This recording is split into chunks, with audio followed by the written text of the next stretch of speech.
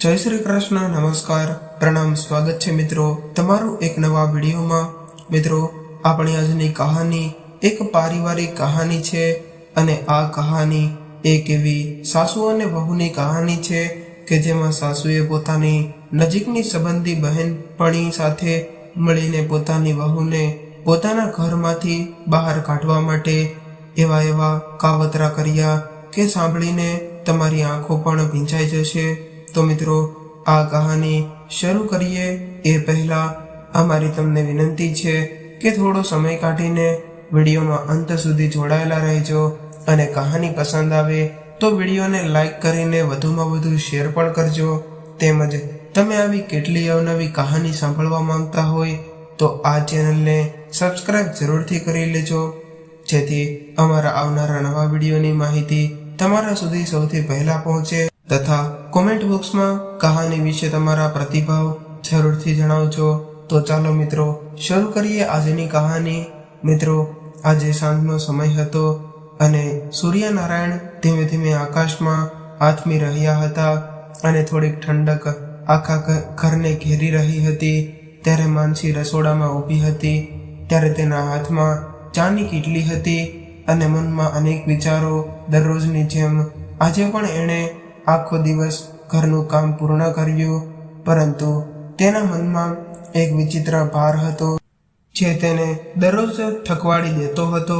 ચાની ટ્રે પકડીને માનસી શોભનાબેનના રૂમ તરફ આગળ વધી ત્યારે તેના હૃદયમાં એક વિચિત્ર હલનચલન હતી, જાણે તેનું દરેક પગલું તેના હૃદયના ધબકારાને ઝડપી બનાવી રહ્યું હતું। દરવાજે પહોંચીને તે થોડીવાર ત્યાં રોકાઈ ગઈ અને એક ઊંડો શ્વાસ લીધો। પછી ધીમેકથી તેણે દરવાજો ખખડાવ્યો ત્યારે શોભનાબેન રૂમમાં પોતાની મનપસંદ ખુરશી પર બેઠા હતા। તેના હાથમાં અખબાર હતું, પરંતુ તેની નજર અખબારના શબ્દો પર ન હતી, પણ દૂર ક્યાંક ખોવાઈ ગઈ હતી। ટેબલ પર ટ્રે મૂકતી વખતે માનસીએ એક વાર શોભનાબેનના તરફ જોયું, ત્યારે શોભનાબેને અખબાર બાજુ પર રાખ્યો અને માનસી તરફ જોયું, પરંતુ તેઓ કંઈ બોલ્યા નહીં। ત્યારે તેના ચહેરા પર એવી શક્તિ હતી કે જેણે માનસીને અંદરથી હચમચાવી દીધી હતી। જ્યારે તે કંઈ બોલ્યા વગર પાછળ ફરવા લાગી ત્યારે તેની પીઠ પાછળ શોભનાબેનની આંખોમાં એક વિચિત્ર ચમક આવી ગઈ, જાણે કે તે કંઈક વિચારતી હોય અને કંઈક પ્લાન કરતી હોય। ત્યારે શોભનાબેને ચાનો કપ ઉપાડ્યો, પરંતુ તેમના મનમાં કંઈક બીજું જ ચાલી રહ્યું હતું। તે હંમેશા માનસીને દુશ્મન તરીકે જ જોતી હતી અને તેના મનમાં એ વાત બેસી ગઈ હતી કે માનસી તેની દુશ્મન છે અને તે તેના દીકરાને તેની પાસેથી છીનવી રહી છે। ત્યારે માનસી શોભનાબેનના રૂમમાંથી બહાર આવી અને સીધી તેના રૂમ તરફ ગઈ। તે જાણતી હતી કે શોભનાબેન તેના તરફ કંઈક અંશે ગુસ્સે છે, પરંતુ આ ગુસ્સો ક્યારે અને કેવી રીતે નફરતમાં બદલાઈ ગયો તેની તેને બિલકુલ ખબર નહોતી। માનસી તેના રૂમમાં ગઈ અને ધીમેથી દરવાજો બંધ કરીને તેના બેડ પર બેસી ગઈ। ત્યારે તેને તેની માતા યાદ આવી। તેમણે તેમને શીખવાડ્યું હતું કે દરેક મુશ્કેલીઓનો ધીરજ અને ડહાપણથી સામનો કરવો જોઈએ।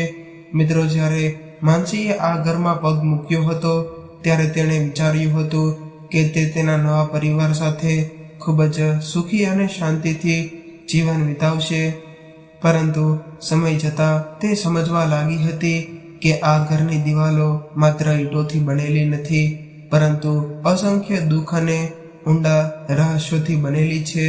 હવે શોભનાબેનનો સ્વભાવ ધીમે ધીમે માનસી માટે અસહ્ય બની રહ્યો હતો। જ્યાં પહેલા માનસીને લાગતું હતું કે સાસુ થોડી કડક છે, પરંતુ હવે તે સમજવા લાગી હતી કે શોભનાબેનની કઠોરતા કરતાં વધુ કંઈ બીજું કરવાનો ઈરાદો છે। એક દિવસ જ્યારે માનસીએ તેના સાસુ શોભનાબેન માટે હલવો બનાવ્યો, કારણ કે તે જાણતી હતી કે તેના સાસુ શોભનાબેનને હલવો ખૂબ જ ભાવે છે, તેથી જ તેણે તેને દિલથી તૈયાર કર્યો હતો। જ્યારે માનસી હલવાનો વાટકો લઈને શોભનાબેનના રૂમમાં પહોંચી ત્યારે તેના ચહેરા પર હળવું સ્મિત દેખાયું, પરંતુ ત્યારે માનસીને પોતાના સાસુના આ સ્મિતમાં કંઈક બીજું જ લાગ્યું કે જાણે કોઈ ગુપ્ત અર્થ છુપાયેલો હોય. ત્યારે શોભનાબેને હલવાનો વાટકો લીધો અને માનસી તરફ ધ્યાનથી જોયું અને કહ્યું કે તે હલવો તમે ખૂબ જ સરસ બનાવ્યો છે. પરંતુ ત્યારે માનસીએ જોયું કે તેના અવાજમાં મીઠાશને બદલે ઠંડક હતી. એટલે માનસીએ માથું નમાવીને જવાનું શરૂ કર્યું. ત્યારે શોભનાબેને અચાનક બૂમ પાડી, તે આ શું કર્યું છે? આ હલવો તો બળી ગયો છે. તુરંત માનસીએ પાછળ ફરીને જોયું તો ત્યારે શોભનાબેને હલવાનો વાટકો ફર્શ પર ફેંકી દીધો હતો.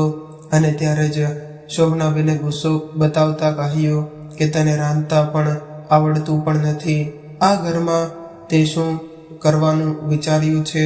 તું તે મને ઝેર આપવાનું નક્કી કર્યું છે. ત્યારે પોતાના સાસુના મોઢેથી આવું સાંભળીને માનસીની આંખોમાં આંસુ આવી ગયા. કારણ કે તે જાણતી હતી કે તેણે હલવો સંપૂર્ણ રીતે સારો બનાવ્યો હતો. પરંતુ શોભનાબેનનું આવું રૌદ્ર સ્વરૂપ જોઈને તે હચમચી ગઈ.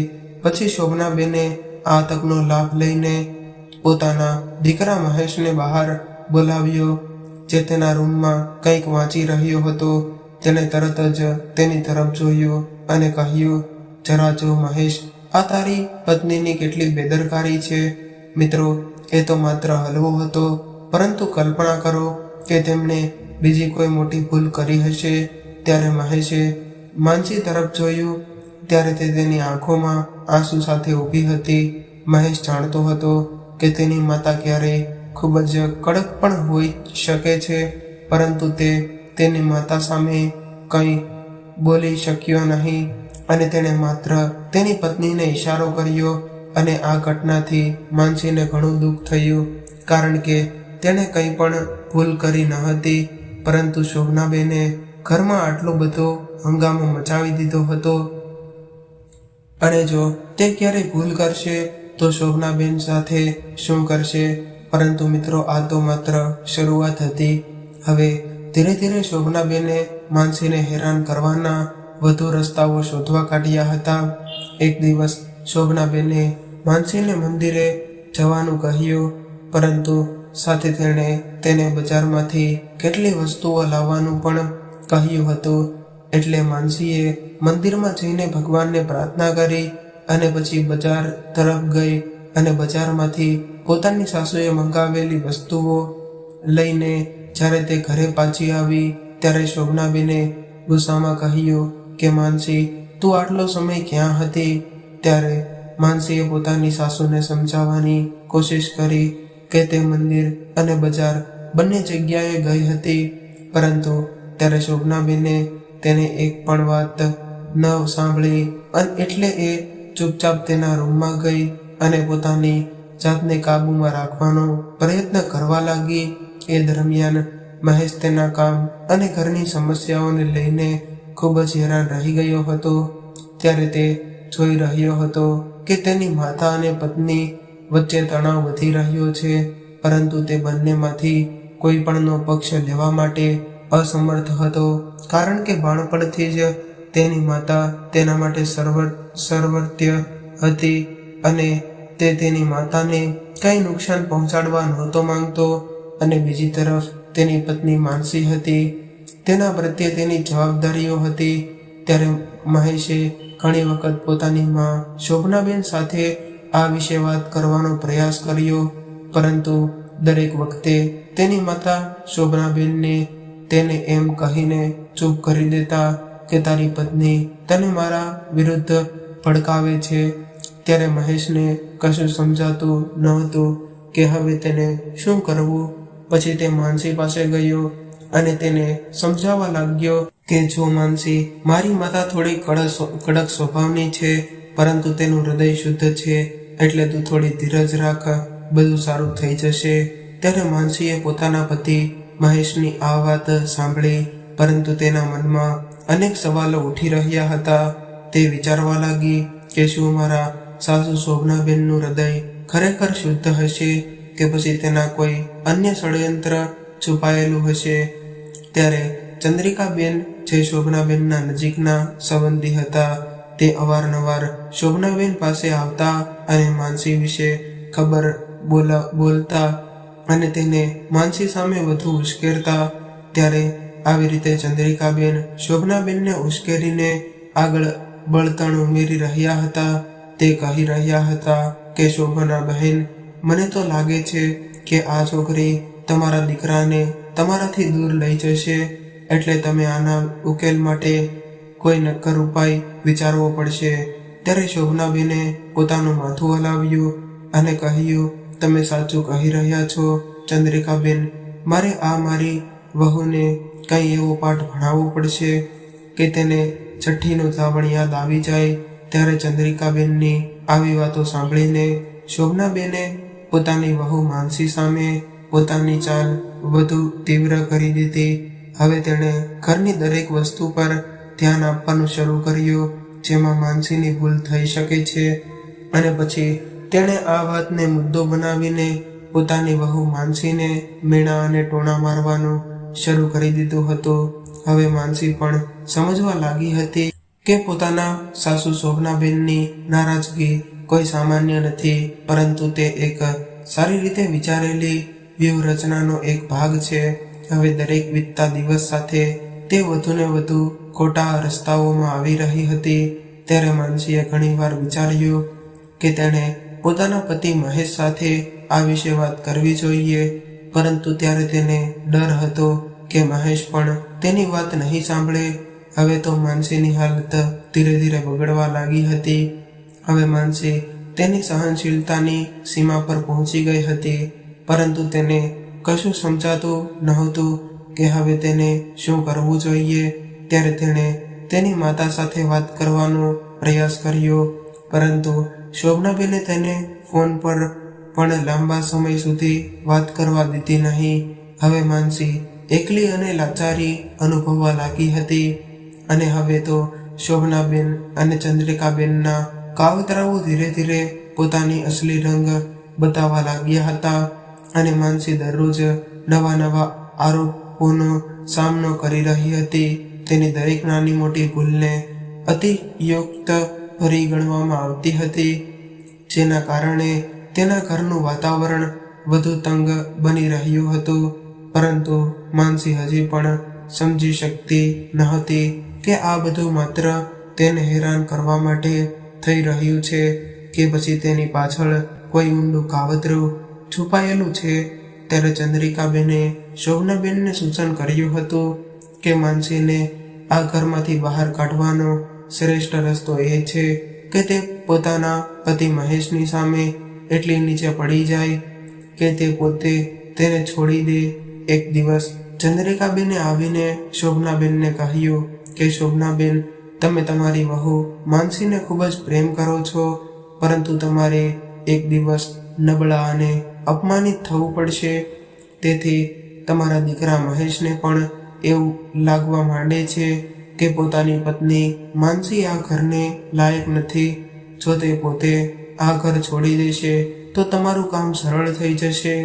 ત્યારે શોભનાબેને આ વિશે ઊંડાણપૂર્વક વિચાર્યું અને પછી તેમને ચંદ્રિકાબેનના કહેલા શબ્દોમાં સત્ય દેખાયું. ત્યારે તેણે વિચાર્યું કે જો માનસીને મહેશની નજરમાં નીચે ગિરાવી દેવામાં આવે તો મહેશ ખુદ તેની પત્ની માનસીને છોડી દેશે અને પછી તે પોતાના દીકરા મહેશના લગ્ન કોઈ અમીર પરિવારની છોકરી સાથે કરાવી દેશે. શોભનાબેન કોઈ પણ રીતે પોતાની વહુ માનસીને તેના ઘરની બહાર કાઢવા માંગતા હતા. એટલું જ નહીં, પરંતુ પોતાના દીકરા મહેશના બીજા લગ્ન એક શ્રીમંત અને ઉચ્ચ કક્ષાના પરિવારમાં થાય એવું પણ ઈચ્છતા હતા, જેથી તેને દહેજ તરીકે સારી એવી રકમ મળી શકે. કારણ કે તેમણે પોતાના દીકરાના લગ્ન માનસી સાથે કરાવ્યા હતા, પરંતુ તેને માનસીના પિયર પક્ષ તરફથી કોઈ આર્થિક ફાયદો થયો ન હતો. કારણ કે મહેશે લવ મેરેજ કર્યા હતા, જેમાં દહેજનો કોઈ પણ પ્રશ્ન ન હતો. એટલે શોભનાબેને ચંદ્રિકાબેનની બતાવેલી યોજનાનો અમલ શરૂ કર્યો, જેણે પહેલાં તો માનસી પર શંકા કરવાના બહાના શોધવાનું શરૂ કર્યું. એક સમયે શોભનાબેને પોતાની વહુ માનસીને ઘરના તમામ દાગીના સાફ કરીને અલમારીમાં પાછા મૂકવા માટે કહ્યું. ત્યારે માનસીએ પોતાના સાસુની વાત માનીને ઘરેણાં સાફ કરવા માંડ્યા. પણ અકસ્માતે એક કાનની બુટ્ટી અલમારીની પાછળ પડી ગઈ. ત્યારે તેણે વિચાર્યું કે કાનની બુટ્ટી ત્યાં જ હશે અને સાફ સફાઈ દરમિયાન મળી જશે. બીજા દિવસે જ્યારે શોભનાબેને ઘરેણાં તપાસ્યા અને જોયું કે એક કાનની બુટ્ટી ગાયબ હતી, ત્યારે તેમણે તરત જ પોતાના દીકરા મહેશને ફોન કર્યો અને ગુસ્સામાં કહ્યું કે આ જો દીકરા, તારી પત્નીએ મારા કાનની બુટ્ટી ચોરી લીધી છે. મેં તેને ઘણા ઘરેણાં સાફ કરવા માટે કહ્યું હતું અને હવે એક કાનની બુટ્ટી ઘટે છે. ત્યારે મહેશને કશું સમજાયું નહીં કે આ કેવી રીતે થઈ શકે. એટલે તેણે પોતાની પત્ની માનસીને પૂછ્યું કે શું આજે તે આ બધા ઘરેણાં બરાબર સંભાળ્યા હતા. ત્યારે માનસીએ પોતાનું માથું હલાવ્યું અને કહ્યું કે હા, મેં બધા ઘરેણાં બરાબર રાખ્યા હતા. કદાચ એ બુટ્ટી ક્યાંય પડી ગઈ હશે, હું શોધી લઈશ. ત્યારે શોભનાબેને તરત જ ટોણા મારવાનું શરૂ કર્યું કે બુટ્ટી પડી ગઈ છે કે તમારા મનમાં કંઈક બીજું છે. મારી સામે આવા બધા બહાના ન બનાવ. મેં પહેલાં જ જોયું છે કે તું કંઈક ખોટું કરી રહી છે. આ બધું સાંભળીને મહેશને ખરાબ લાગ્યું, પણ તે તેની માતા સામે કશું બોલી શક્યો નહીં. ત્યારે માનસીએ બુટ્ટી શોધવાનો પૂરો પ્રયાસ કર્યો, પરંતુ તે બુટ્ટી મળી શકી નહીં. એટલે શોભનાબેને આ વાતને અતિ ગંભીરપણે લઈ લીધી હતી કે જેને કારણે તેના મનમાં માનસી સામેના ષડયંત્રો વધી રહ્યા હતા અને પોતાના સાસુ દ્વારા માનસીને દરરોજ માનસિક ત્રાસ આપવામાં આવતો હતો, જેને કારણે તે ધીરે ધીરે ભાંગવા લાગી હતી. પરંતુ ત્યારે માનસી કશું સમજી શકી ન હતી કે તેની સામે આવું કેમ થઈ રહ્યું છે. એક દિવસ એવો હતો કે જ્યારે મહેશ પોતાના ઘરે ન હતો અને ત્યારે શોભનાબેન અને ચંદ્રિકાબેન બેઠા હતા અને એકબીજાની વચ્ચે વાતો કરી રહ્યા હતા. તેઓ બંને માનસી સામેના તેમના પ્લાનની ચર્ચા કરી રહ્યા હતા અને તેઓએ વિચાર્યું કે હવે તેમણે મહેશને સમજાવવું પડશે કે માનસી ઘર છોડવાને લાયક છે. એ વખતે માંડી ઘરે તે ઘરનો એક ખૂણો સાફ કરી રહી હતી. જ્યારે તેણે પોતાના સાસુ શોભનાબેન અને ચંદ્રિકાબેન વચ્ચેની વાતચીત સાંભળી, ત્યારે તેની આવી વાતો સાંભળીને તેની આંખોમાં આંસુ આવી ગયા. હવે તે સંપૂર્ણ રીતે સમજી ગઈ હતી કે તેની સામે શું કાવતરું ઘડવામાં આવી રહ્યું છે. બીજી બાજુ શોભનાબેન અને ચંદ્રિકાબેને વાતથી અજાણ હતા કે તેમણે કે પ્લાન બનાવ્યું હશે. એ માનસીએ બધું સાંભળ્યું છે. ત્યારે તે ચૂપચાપ ત્યાંથી નીકળી ગઈ અને તેના રૂમમાં ગઈ અને પોતાની જાતને કાબૂમાં રાખવાનો પ્રયત્ન કર્યો. હવે માનસીને આ વાત સમજાઈ ગઈ હતી કે પોતાના સાસુ શોભનાબેન એને આ ઘરમાંથી કાઢી મૂકવા માટે કોઈ પણ હદ સુધી જઈ શકે છે. એટલે માનસીએ નક્કી કર્યું હતું કે તે પોતાની સાસુ શોભનાબેનના આ બધા કાવતરા સામે એકલા હાથે લડશે. પરંતુ તે એ પણ જાણતી હતી કે તેને આ માટે મહેશના સમર્થનની પણ જરૂર છે. પરંતુ તે પહેલા તેણે પોતાના સાસુ શોભનાબેનના કાવતરાનો પર્દાફાશ કરવો પડશે. એટલે ત્યારે માનસીએ ધીરજ અને સમજણથી કામ કરવાનું નક્કી કર્યું. તેણે નક્કી કર્યું કે તે શોભનાબેનની દરેક યુક્તિઓ કોઈ પણ ગુસ્સા વગર સામનો કરશે અને સત્યને બહાર લાવશે. બીજા દિવસે માનસીને ઘરે ગઈ અને સફાઈ કરતી વખતે તેને કબાટની પાછળની બાજુએ પડેલી બુટ્ટી મળી ગઈ. એટલે ત્યારે તેણે કંઈ પણ બોલ્યા વિના તે કાનની બુટ્ટી અલમારીમાં રાખી દીધી અને શોભનાબેનને મળવાનું ટાળ્યું, કારણ કે તે જાણતી હતી કે જ્યારે યોગ્ય સમય હોય ત્યારે જ તેણે પોતાનું પગલું ભરવું પડશે. જ્યારે શોભનાબેને જોયું કે માનસી હવે વધુ બોલતી નથી, ત્યારે તેમને લાગ્યું કે તેમનું કાવતરું કામ કરી રહ્યું છે.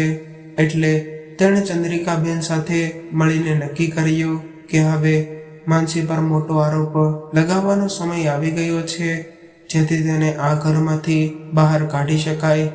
ત્યારે માનસી અને મહેશનું જીવન શોભનાબેન અને ચંદ્રિકાબેનના કાવતરાઓ સામે ઝઝૂમી રહ્યું હતું. પરંતુ માનસી હજુ હિંમત હારી ન હતી. તેમણે પોતાની સહનશીલતા અને ધૈર્યથી પોતાના પરિવારને એક રાખવાના તમામ પ્રયાસો કર્યા હતા. પરંતુ જેમ જેમ ભાનુબેનની યોજનાઓ ઊંડી જતી રહી હતી, તેમ માનસી માટે આ યુદ્ધ એકલા હાથે લડવું ખૂબ જ મુશ્કેલ બની ગયું હતું. આવા સમયે માનસીની ભૂતકાળની યાદો અને તેની જૂની એક મિત્ર કોમલ તેના જીવનમાં ફરીથી પ્રવેશ કરે છે કે તેને આ સંઘર્ષમાં મદદ કરવામાં મહત્વપૂર્ણ ભૂમિકા ભજવે છે. ત્યારે માનસીને યાદ આવ્યું કે જ્યારે પણ તે કોઈ પણ મુશ્કેલીમાં આવી છે, ત્યારે કોમલે તેને હિંમત આપી અને દરેક મુશ્કેલ ક્ષણમાં તેનો સાથ આપ્યો છે. મિત્રો, કોમલ એક હિંમતવાન અને દૃઢ મનોબળ ધરાવતી છોકરી હતી, જેણે માનસીને દરેક પરિસ્થિતિમાં બહાદુરીથી લડવાનું શીખવાડ્યું હતું. પરંતુ લગ્ન પછી પોતાના જીવનની કટિબદ્ધતાઓને કારણે તે બંને બહેનપણીઓનો સંપૂર્ણ સંપર્ક તૂટી ગયો હતો. એક દિવસ જ્યારે માનસી પોતાની સમસ્યાઓથી ઝઝૂમી રહી હતી, ત્યારે અચાનક તેનો ફોન રણક્યો. ત્યારે ફોન પર બીજું કોઈ નહીં પણ તેની બહેનપણી કોમલ હતી. ત્યારે માનસીના અવાજમાં છુપાયેલી ઉદાસનો અહેસાસ કરીને કોમલે તેને મળવા માટે બોલાવી. ત્યારે તો માનસીએ તેની સમસ્યાઓ વિશે કોમલને કંઈ કહ્યું નહીં, પરંતુ કોમલ તેના અવાજ પરથી સમજી ગઈ હતી કે માનસી સાથે કંઈક ખોટું છે. ત્યારે કોમલ તરત જ નક્કી કરે છે કે તે માનસીના ઘરે જશે અને તેને મળશે. ત્યાર પછી બીજા જ દિવસે કોમલ માનસીના ઘરે પહોંચી ગઈ. ત્યારે કોમલને પોતાના ઘરે આવેલી જોઈને માનસીના ચહેરા પર આછું સ્મિત દેખાયું અને તે તેની બહેનપણીને જોઈને ખૂબ જ ખુશ થઈ ગઈ અને તેને ગળે લગાડી લીધી. ત્યારે કોમલે માનસીને કહ્યું કે તારા અવાજ પરથી મને સ્પષ્ટ લાગતું હતું કે તારી સાથે કંઈક બરાબર નથી થઈ રહ્યું. શું થયું છે માનસી? તું મારાથી કંઈ પણ ના છુપાવતી. ત્યારે થોડો સમય મૌન રહ્યા બાદ આખરે માનસીએ પોતાના દિલની બધી જ વાત કોમલને જણાવી દીધી.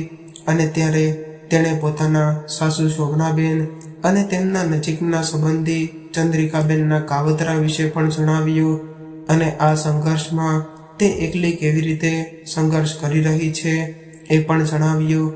ત્યારે કોમલે પણ માનસીની વાત ધ્યાનથી સાંભળી અને પછી તેને સમજતા કહ્યું કે માનસી, તે જીવનમાં જે સંઘર્ષનો સામનો કર્યો છે તેને તને કમજોર નથી બનાવી, પરંતુ તેણે તને વધુ મજબૂત બનાવી છે. તારી માતાએ હંમેશા તને ધીરજ અને સહનશીલતા શીખવી છે.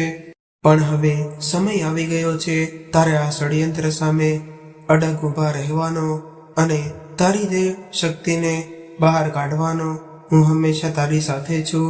આપણે સાથે મળીને આ ષડયંત્રનો પર્દાફાશ કરવો પડશે. કોમલના આ શબ્દોએ માનસીને હિંમત આપી અને ત્યારે પહેલીવાર તેણે અહેસાસ થયો કે તે આ લડાઈમાં એકલી નથી. કોમલ સાથે રહેવાથી તેના સંઘર્ષમાં એક નવી ઉર્જા મળી હતી. જો કે તે મહેશ અને માનસીના જીવનમાં એક નવી ઉર્જા હતી. સારું ચાલી રહ્યું હતું, પરંતુ શોભનાબેન અને ચંદ્રિકાબેનના કાવતરા હજુ પણ ચાલુ હતા. તે આ માટે સતત પ્રયત્નો કરી રહી હતી. જ્યારે ચંદ્રિકાબેન તેને આ યોજનામાં પૂરો સાથ આપી રહ્યા હતા, ત્યારે માનસીએ તેને એ પણ ખબર હતી કે તેના સાસુ શોભનાબેન અને ચંદ્રિકાબેન તેને પોતાને ઘરથી બહાર ફેંકી દેવાની યોજના બનાવી રહ્યા છે. પરંતુ તેણે તે વાત તે મહેશથી છુપાવી રાખી હતી. ત્યારે શોભનાબેને જોયું કે પોતાની વહુ માનસીને સીધી પોતાને ઘરમાંથી દૂર કરાવી શક્ય નથી. તેથી તેમણે એક નવું પગલું ભર્યું. તેઓએ નકલી દસ્તાવેજ તૈયાર કરવાનું નક્કી કર્યું કે જેમાં લખેલું હતું કે મહેશે તેના તમામ ટ્રાન્સફર કરી લીધા છે અને તમામ મિલકત તેમની પત્નીના નામે ટ્રાન્સફર કરાવવામાં આવી છે. આ દસ્તાવેજના આધારે તે માનસીને સાબિત કરવા માંગતી હતી કે માનસીએ આ ઘર તેના નામે કરાવ્યું છે અને તે તેની આ ઘરમાંથી બહાર કાઢવા માંગતી હતી. આ યોજનામાં ચંદ્રિકાબેને શોભનાબેનને સંપૂર્ણ મદદ કરી હતી, પરંતુ તે તેના આવા જૂઠા અને ચાલાકીના સ્વભાવને કારણે હંમેશા આવા કાવતરાઓમાં નિષ્ણાત હતી. તેણે આ નકલી દસ્તાવેજ એવી રીતે તૈયાર કર્યા હતા કે કોઈ પણ તેને અસલી રીતે સ્વીકારવા માટે પણ મજબૂર થઈ જાય. ત્યારે શોભનાબેને અને ચંદ્રિકાબેને આ દસ્તાવેજ પોતાના દીકરા મહેશની સામે મૂકીને તેને માનસિક રીતે દબાણમાં મૂકવાનું વિચાર્યું હતું.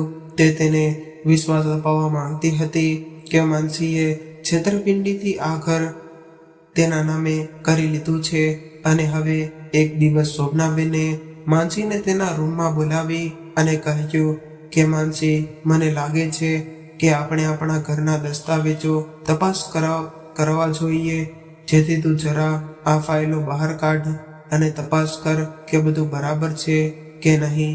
ત્યારે માનસીએ પોતાના સાસુને કોઈ પણ સવાલ કર્યા વગર ફાઇલો બહાર કાઢી અને તેમની સામે જોવા લાગી, પરંતુ દસ્તાવેજો જોતા જ તે ચોંકી ગઈ, કારણ કે તે દસ્તાવેજોમાં કંઈક ખોટું હતું, જાણે કોઈએ જાણી જોઈને ખોટી રીતે તૈયાર કર્યા હોય.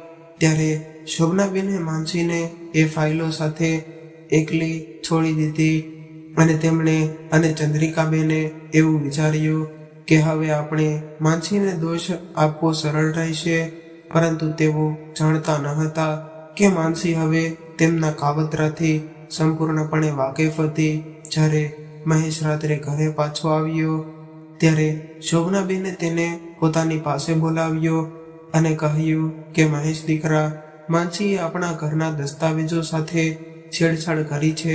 મને લાગે છે કે તે ઘરના દસ્તાવેજોમાં છેડછાડ કરી રહી છે, જેથી આ ઘર તેના નામે થઈ જાય. આ સાંભળીને મહેશને પણ ખૂબ જ ગુસ્સો આવ્યો અને તેણે તરત જ માનસીને પૂછ્યું કે માનસી. એ તેને શાંતિથી કહ્યું કે મહેશ, તમે પહેલા આ દસ્તાવેજો જાતે જોઈ લો. જ્યારે ફાઇલો પોતાના હાથમાં લીધી અને ધ્યાનથી વાંચ્યો ત્યારે તેને લાગ્યું કે કંઈક ખોટું છે, પણ તેને કશું સમજી શક્યો નહીં કે ભૂલ શું હતી. ત્યારે માનસીએ કહ્યું હતું કે તમે આ દસ્તાવેજો વકીલને એકવાર બતાવો, જેથી સત્ય બહાર આવે. આ સાંભળીને મહેશ પોતાની પત્ની માનસીની વાત સાથે સંમત થયો અને બીજા દિવસે તે ફાઇલો લઈને વકીલ પાસે ગયો અને વકીલે કહ્યું કે ખરેખર દસ્તાવેજોમાં વિસંગતતા છે અને આ બધું કોઈના ઈરાદાપૂર્વકના ષડયંત્રનો ભાગ હોય તેવું લાગે છે. મહેશ હવે સત્યથી નજીક જઈ રહ્યો હતો, પણ તેને હજુ પણ સંપૂર્ણ વિશ્વાસ નહોતો. પછી માનસીએ તેને બધી વાત કહી. તે તેણે પોતાના સાસુ શોભનાબેન અને ચંદ્રિકાબેન વચ્ચેની વાતચીત દરમિયાન સાંભળ્યું હતું કે મહેશ હવે સમજી ગયો હતો કે તેની માતા અને ચંદ્રિકાબેન પોતાની પત્ની માનસી સામે કાવતરું કરી રહ્યા હતા. આ જાણીને મહેશનું દિલ તૂટી ગયું, કારણ કે તેણે ક્યારેય કલ્પના પણ નહોતી કરી કે તેની માતા પોતાની પત્ની સાથે આવું કરી શકે છે. મહેશે હવે નક્કી કર્યું હતું કે તે આ ષડયંત્રનો અંત લાવશે, એટલે એણે પોતાની માતા શોભનાબેન સાથે સીધી જ વાત કરી અને કહ્યું કે માં, હું જાણું છું કે તમે મારી પત્ની માનસી વિરુદ્ધ કાવતરું ઘડી રહ્યા છો અને માં, મને બધું સમજાઈ ગયું છે કે તેમાં કોણે ખોટું કર્યું છે. ત્યારે મહેશની માતા શોભનાબેને પહેલા તો એ સ્વીકારવાની ના પાડી, પરંતુ પોતાના દીકરા મહેશનું કડક વલણ જોઈને તે ચૂપ થઈ ગયા. અને ત્યારે મહેશે કહ્યું કે માં, હું મારી પત્ની માનસીને સાચા દિલથી ચાહું છું અને હું તેને મારાથી અલગ ક્યારેય નહીં થવા દઉં. અને જો તમે આ નથી સ્વીકારી શકતા તો મારે જ આ ઘર છોડવું પડશે. એટલે ત્યારે શોભનાબેનને પોતાના દીકરા મહેશનો આ નિર્ણય ખૂબ જ આઘાતજનક લાગ્યો, કેમ કે તેમણે ક્યારેય પણ વિચાર્યું ન હતું કે તેમનો દીકરો આ હદે પણ જઈ શકે છે. પરંતુ હવે તેમની પાસે બીજો કોઈ વિકલ્પ હતો નહીં, કેમ કે મહેશે પોતાની માતા શોભનાબેન અને ચંદ્રિકાબેનને તેમના કાવતરાના પરિણામો બતાવ્યા હતા. એટલે હવે ચંદ્રિકાબેને ધીમે ધીમે શોભનાબેન સાથે અંતર જાળવવાનું શરૂ કર્યું અને હવે શોભનાબેન પણ પોતાના ઘરમાં એકલા અનુભવવા લાગ્યા હતા. શોભનાબેન અને ચંદ્રિકાબેનના કાવતરાનો પર્દાફાશ થયા પછી તેના ઘરનું વાતાવરણ સંપૂર્ણપણે બદલાઈ ગયું હતું. ત્યારે મહેશ પણ તેની માતાના આ કૃત્યથી સંપૂર્ણ રીતે તૂટી ગયો હતો અને માનસીને તેની ધીરજ અને હિંમતથી તે સાબિત કર્યું હતું કે આ ઘરની સાચી વહુ છે. જોકે આ ધરપોસ્ટ પછી પણ શોભનાબેન અને માનસી વચ્ચે જે પણ અણબનાવ સર્જ્યો હતો તે દૂર કરવો એ સરળ ન હતો અને શોભનાબેન હવે ઘરમાં એકલા અનુભવવા લાગ્યા હતા અને ચંદ્રિકા બેને તેમનાથી અંતર રાખ્યું હતું અને મહેશે પણ તેમની સાથે કડકાઈથી વાત કરી હતી. એટલે ચંદ્રિકાબેન દિલથી સંપૂર્ણ રીતે ભાંગી ગઈ હતી અને તેને તેની કરેલી ભૂલોનો અહેસાસ થઈ રહ્યો હતો, પરંતુ તેનો અહંકાર તેને હજુ પણ તેણે કેટલું કર્યું છે તે સ્વીકારતા અટકાવતો હતો કે તેણે ખૂબ જ મોટી ભૂલ કરી છે. હવે પોતાની દિનચર્યામાં શોભનાબેન માનસીનું ધ્યાન રાખતી હતી, જે આખા ઘરની સંભાળ લેતી હતી. ત્યારે મહેશ અને માનસી વચ્ચેનો પ્રેમ જોઈને તેનું હૃદય બળી જતું હતું, પણ હવે તે અશક્ય અને લાચારી અનુભવી રહી હતી. એક દિવસ જ્યારે શોભનાબેન તેમના રૂમમાં બેઠા હતા ત્યારે તે વિચારવા લાગ્યા કે શું મેં ખરેખર આટલો મોટો ગુનો કર્યો છે, કે શું મારી વહુ માનસી એટલી પણ ખરાબ છે જેટલી હું તેને ધારતી હતી, કે પછી આ બધું મારા મનનો ભ્રમ હતો.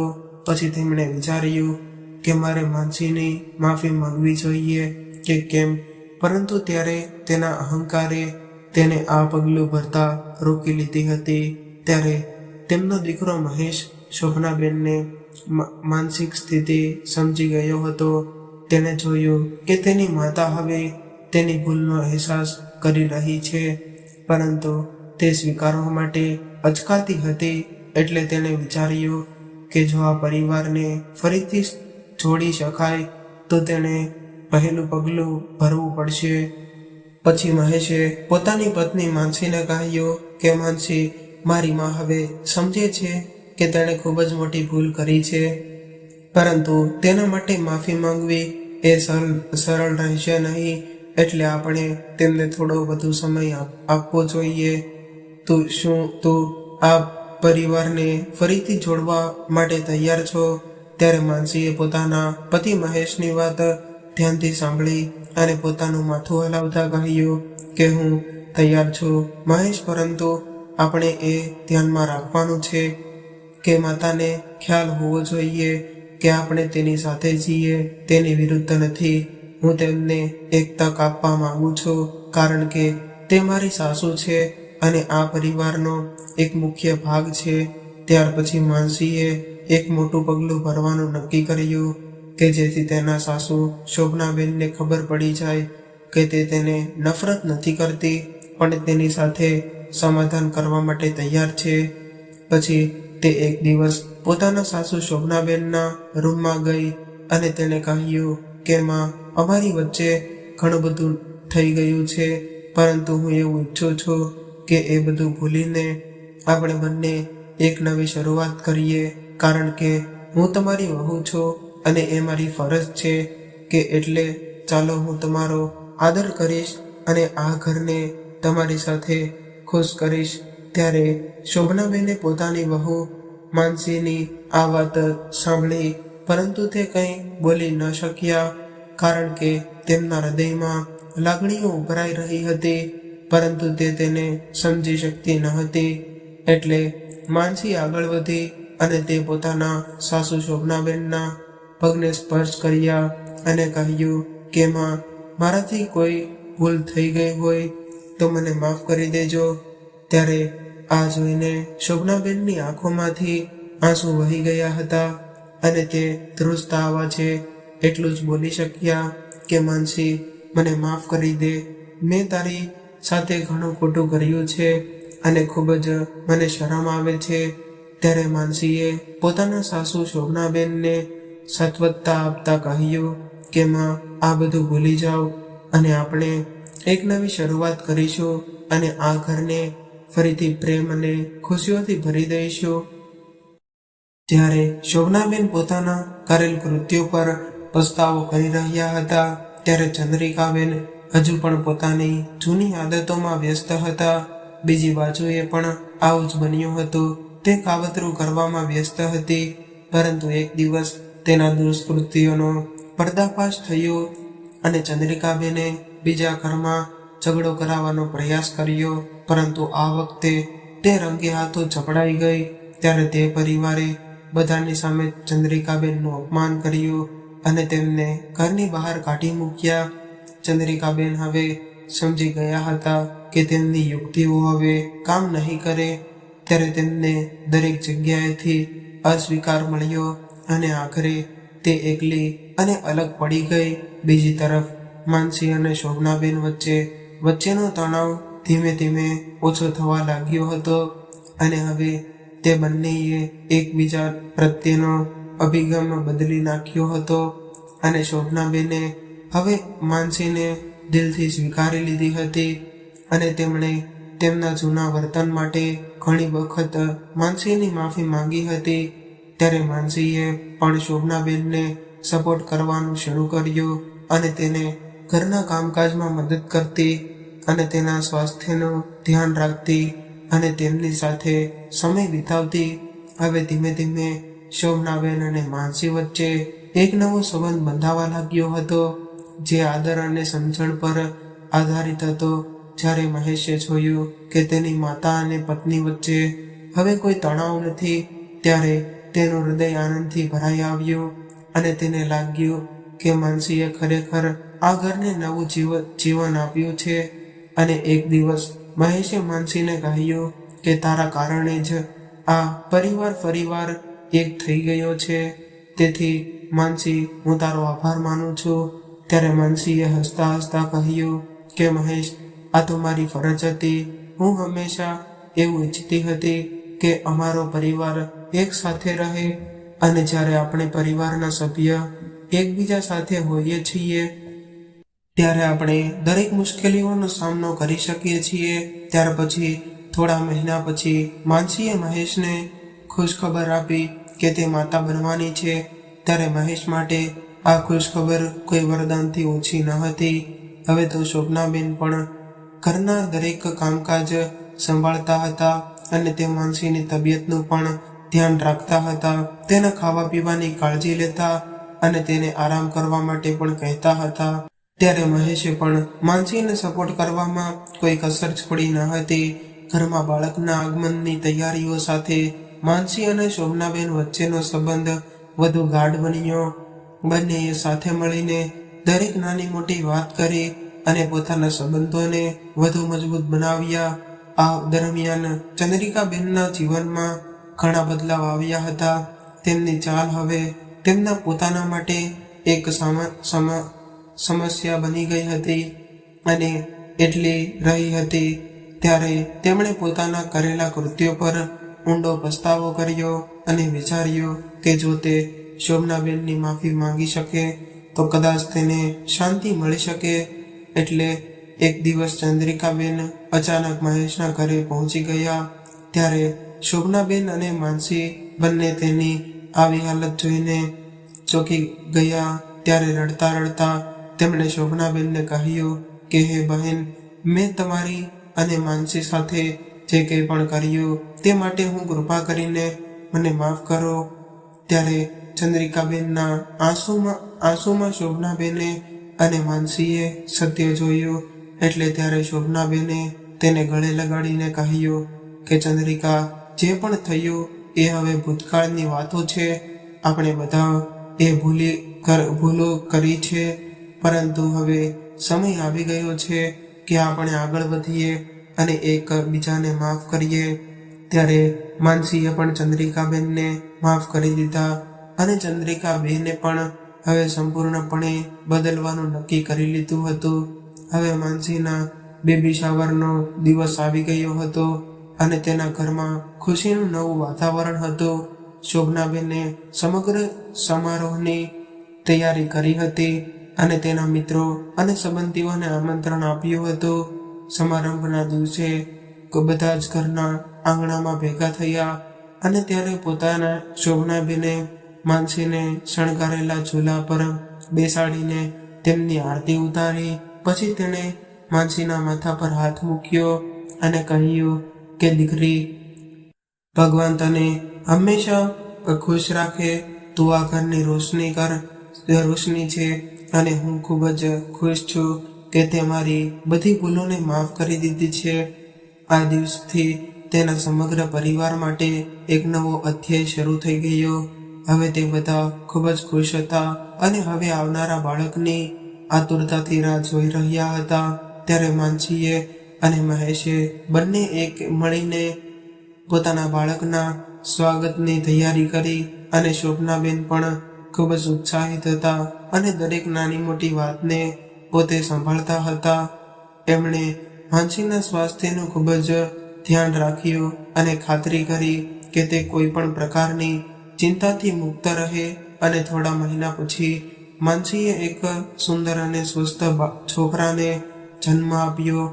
ત્યારે આ સારા સમાચારે તેના આખા ઘરને વધુ રોશન કરી દીધું અને શોભનાબેને તેમના પુત્રને ખોળામાં લઈને કહ્યું કે આ દીકરો આપણા જીવનની સૌથી મોટી ખુશી છે, કારણ કે આ બાળકે જ અમારા પરિવારને ફરીથી જોડ્યો છે.